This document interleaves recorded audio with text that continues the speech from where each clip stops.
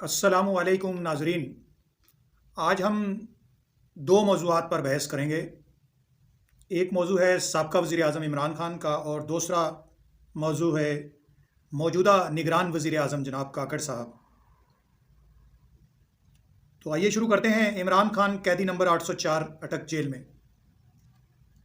कहा यह जा रहा है कि इमरान खान की उनके सेल में पल पल की रिकॉर्डिंग की जा रही है।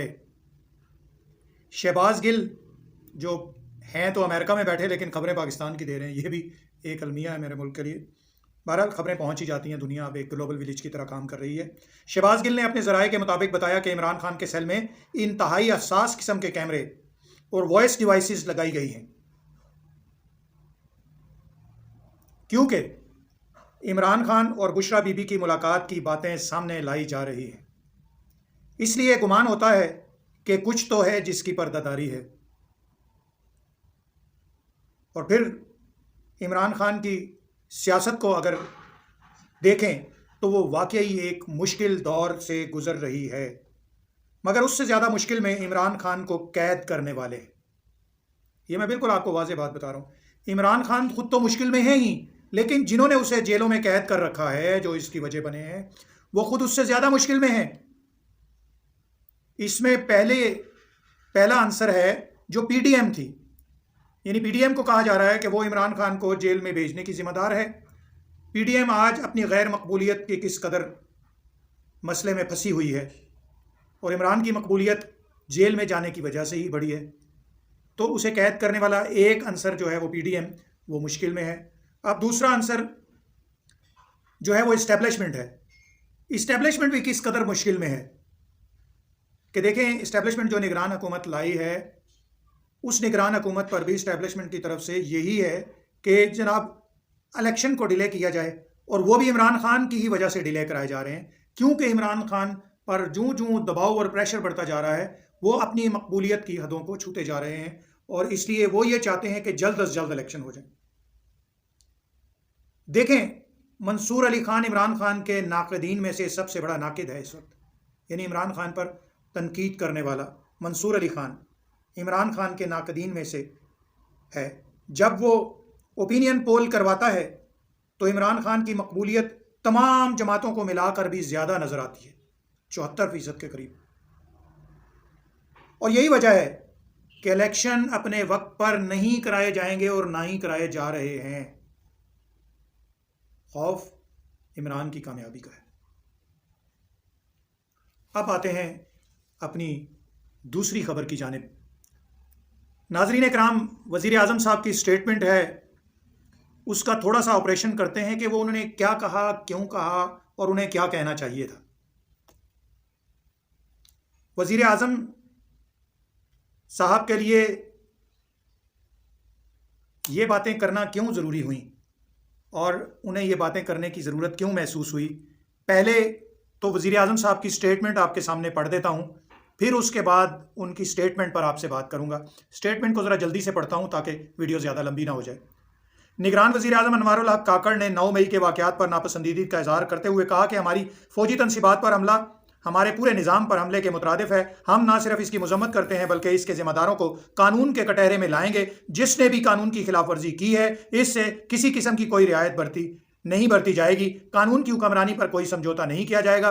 बैरूनी सरमायाकारी सहूलत कौंसिल के प्लेटफॉर्म से मुकर्रर मुद्दत में पाकिस्तान की तरक्की की बुनियाद रखने की कोशिश करेंगे। गुज़श्ता हुकूमतों के मुल्की और गैर मुल्की सतह पर किए गए वादों को पूरा करेंगे। कश्मीर एक देरीना तनाज़ा है और इसे किसी सूरत नज़रअंदाज नहीं किया जा सकता। कश्मीरियों के हक़ खुदरादियत के असूल की जदोजहद में हम इनके शाना बशाना खड़े रहेंगे। रियासत अक़लियतों को नुकसान पहुँचाने वालों के साथ नहीं है। मुआशरे में मजहबी इंतहा पसंदी की कोई गुंजाइश नहीं, इसकी हौसला शिकनी की जाएगी।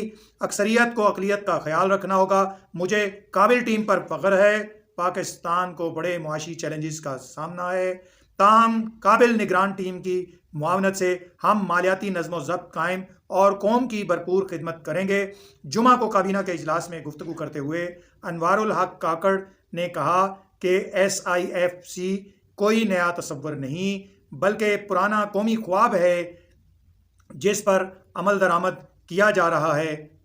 वक्त आ गया है पाक आर्मी समेत तमाम इदारों के ताउन से हम मावनत, सहूलत, حوصلے اور ادراک سے اس پرانے قومی خواب کو شرمندہ تعبیر کریں گے۔ یہ کسی ایک ادارے کا نہیں بلکہ 25 کروڑ عوام کی اجتماعی ملکیت ہے۔ اس منقسم ماحول میں ہم کوشش کریں گے کہ سیاست اور قانون میں فرق رکھیں۔ ہم یقینی بنائیں کہ رول آف آرڈر پر کسی طور پر سمجھوتا نہ ہو۔ اگر کہیں بھی انتشار ہو تو کوئی حکومتی نظام نہیں چل سکتا۔ اگر کہیں بھی انتشار ہو تو کوئی حکومتی نظام نہیں چل سکتا۔ اس کی اہمیت سے آگاہ ہیں۔ اس پر کسی طور پر سمجھوتا نہیں ہو سکتا۔ اب جناب آ جاتے ہیں پرائم منسٹر صاحب کی سٹیٹمنٹ پر بات کرتے ہیں۔ جناب وزیر اعظم کے لیے یہ کیوں ضروری ہوا کہ وہ 9 مئی کی واقعات پر آج نئے سرے سے پھر جو ہے نا مذمت کریں اور مجرموں کو کٹہرے میں لانے کی بات کریں، جبکہ یہ سارا پروسیس جاری ہے؟ حضور اعلیٰ بار بار آپ کسے یقین دلاتے ہیں؟ جنہوں نے لایا ہے۔ پھر آپ یعنی وزیر اعظم فرماتے ہیں قانون کی حکمرانی پر کوئی سمجھوتا نہیں کیا جائے گا۔ آپ قوم کو بتائیں کیا پہلے قانون کی حکمرانی پر سمجھوتا کیا جا رہا تھا؟ یعنی جو سابقہ حکومت تھی وہ قانون کی حکمرانی پر سمجھوتا کر رہی تھی کہ آپ کو یہ سٹیٹمنٹ دینے کی ضرورت پیش آئی، اس لیے آپ نے یہ بیان جاری کیا؟ یا پھر بلا وجہ ہی ایویں ہی سوچے سمجھے بغیر ہی بیان جاری کر دیتا ہے حضور نے؟ گزشتہ حکومتوں کے ملکی اور غیر ملکی سطح پر کیے گئے وعدوں کو پورا کریں گے۔ حضور یہ سٹیٹمنٹ سیاسی گورنمنٹوں کے لیے ہوتی ہے، آپ تو نگران ہیں، آپ کی تو مجبوری ہے ان کو پورا کرنا۔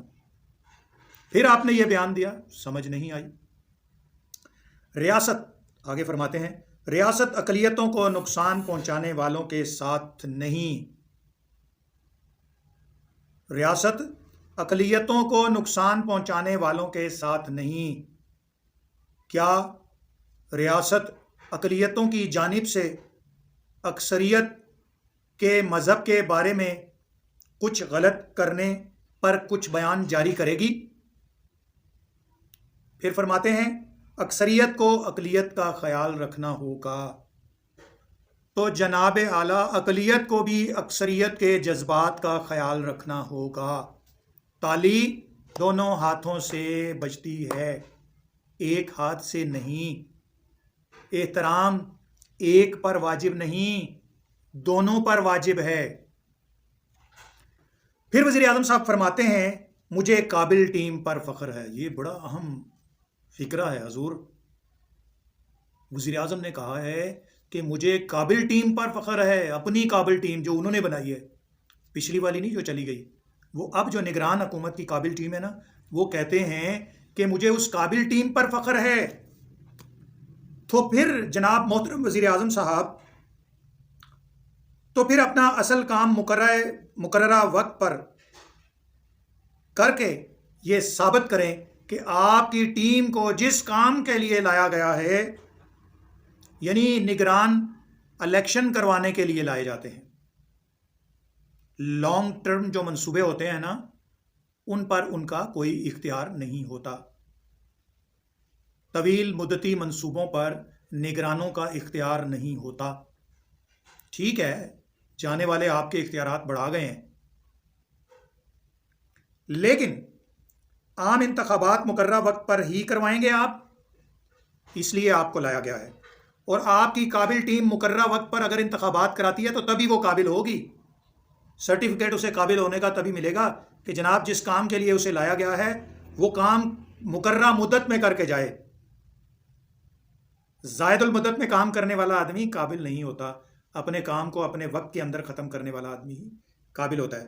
قابل ٹیم کی تو یہی نشانی ہے کہ وہ اپنا کام مقررہ مدت میں مکمل کرتی ہے اور جس کام کے لیے وہ منتخب کی جائے وہی کام کرے، دوسری چیزوں میں پنگا نہ لے۔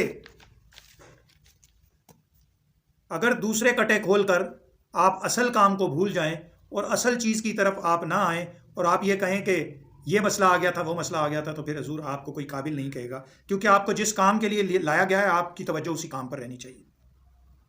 وزیر اعظم فرماتے ہیں ہم یقینی بنائیں گے کہ رول آف آرڈر پر کسی طور پر سمجھوتا نہ ہو۔